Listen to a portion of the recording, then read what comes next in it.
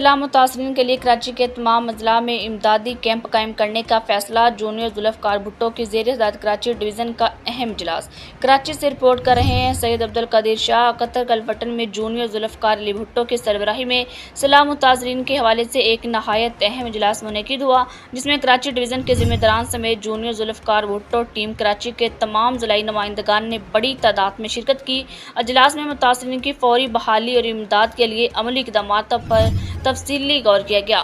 اجلاس میں یہ فیصلہ کیا گیا کہ کراچی کے تمام اضلاع میں ریلیف کیمپس قائم کیے جائیں گے، جہاں عوام سے خشک دودھ، ڈرائی فروٹ، پینے کا صاف پانی، ادویات اور دیگر روزمرہ ضروریات زندگی کی اشیاء اکٹھی کی جائیں گی۔ اجلاس کے دوران واضح اعلان کیا گیا کہ کسی بھی صورت میں نقد رقم کیش قبول نہیں کی جائے گی، تاکہ امدادی سامان براہ راست متاثرین تک پہنچے اور شفافیت قائم رہے۔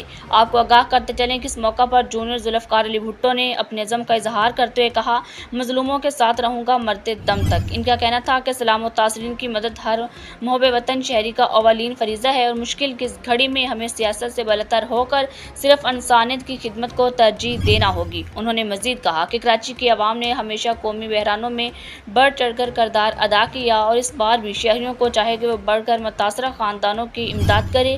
ریلیف کیمپس کے قیام سے یہ یقینی بنایا جائے گا کہ سامان وقت پر اور منظم انداز میں سیلاب متاثرین تک پہنچے۔ اجلاس میں شریک کراچی ڈویژن کے ذمہ داران اور نوجوانوں نے اپنے اپنے علاقوں میں بھرپور کردار ادا کرنے کا عہد کیا۔ نوجوانوں نے کہا کہ وہ اپنی توانائی اور صلاحیتیں متاثرہ خاندانوں کی بحالی کے لیے وقف کریں گے۔